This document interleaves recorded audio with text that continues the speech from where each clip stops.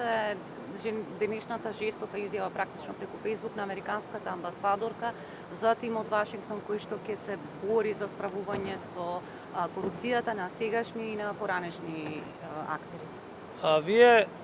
ако ја следевте мојата пресконференција, која што ја имав во текот на вчерашниот ден, на прашање во однос на ставот на американската амбасада, јас кажав дека имам исти став,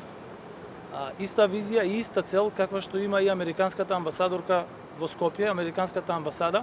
меѓутоа и американската администрација во делот на владењето на правото и на борбата против корупцијата. Неколку дена пред тоа имав разговор со помошникот секретар во Министерството за финансии на Соединетите американски држави, на кој што разговаравме токму на вакви теми и стратешкиот диалог кој што го имаме со Соединетите американски држави, особено во делот на владењето на правото, претпоставува и активности кои што се конкретни, а една од тие конкретни активности е токму и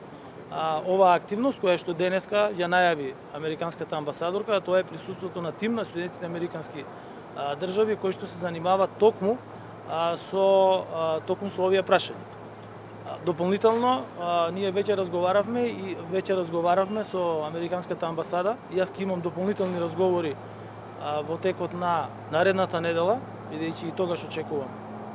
посета од нивни официјални лица, на кои што ќе разговараме и за дополнителна помош експертска во делот на владењето на правото, борбата против корупцијата, меѓутоа и експертска помош во различните делови на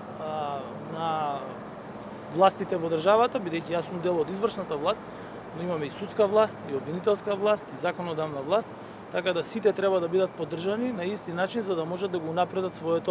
своето работење. Значи ли тоа дека македонските институции се неспособни и немакни да се справат со корупцијата? Македонските институции апсолутно дека извршуваат својата функција, и тоа сите, меѓутоа секогаш постои простор и секогаш постои можност за унапредување на работењето, секогаш постои и простор и можност за унапредување на законската регулатива и сметам дека искуствата кои што ги има и Европската унија и Соединетите американски држави како наш стратешки партнер се добре дојдени со цел да можеме да го напредиме работењето на секоја институција. И уште еднаш би сакал да повторам дека за да тоа се спроведе, треба да има политичка волја.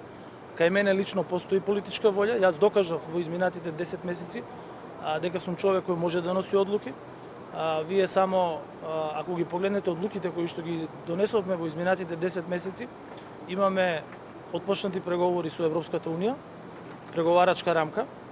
имаме потпишано договор Frontex на чист македонски јазик со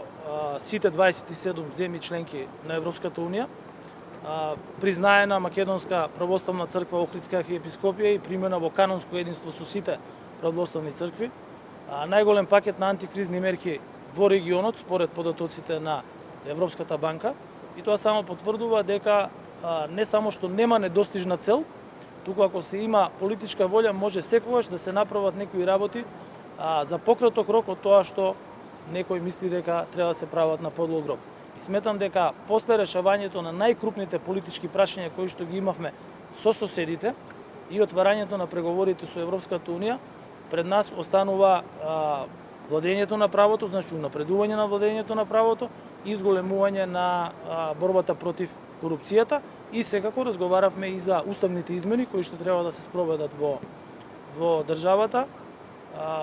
со оглед на тоа дека тоа е исто така еден од чекорите кои што ќе го имаме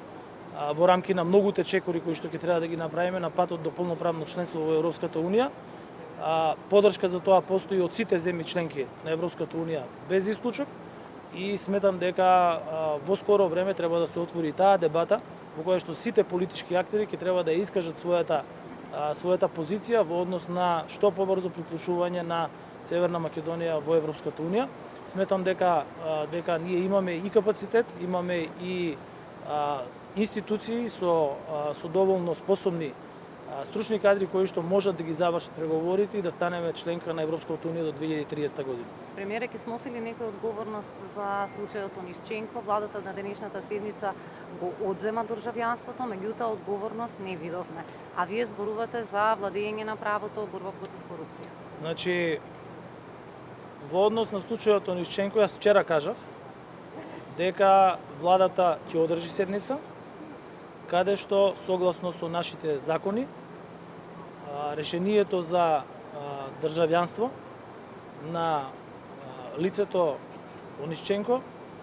ќе биде поништено. И денес се донесе таква одлука и врз основа на таа одлука, за која што одлука информирав тука на Европскиот совет и разговаравме во однос на тоа прашање, Министерството за внатрешни работи сега ќе треба да ја спроведе процедурата. Во однос на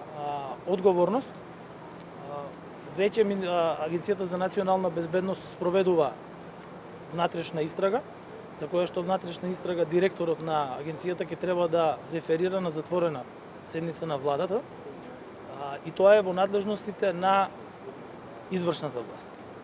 Меѓутоа, ние не треба да заборавиме дека во државата има и обвинителска власт и судска власт, кои што исто така во рамки на своите надлежности можат да покренат постапка со цел да се видат сите аспекти на овој случај. Инаку, во однос на управувањето со Агенцијата за национална безбедност, за многу кратко таму ќе има нов директор на агенцијата и потоа ќе може исто така да се продолжи со дополнителни активности. Кој ќе биде новиот директор? Па новиот директор ќе го дознаете дента на влада која ќе биде изгласена. Значи останува Виктор Димовски да биде испратен за амбасадор во Париз. Одлуката за амбасадор во Париз е донесена врз основа на постапка за именување на амбасадор во Париз и тоа е во надлежност на парламентот, на претседателот на државата, така да јас тој дел не би сакал да го коментирам, но она што е во моја надлежност, а тоа е нов директор на Агенцијата за национална безбедност, можам да ви кажам дека за 7 дена ќе има нов директор.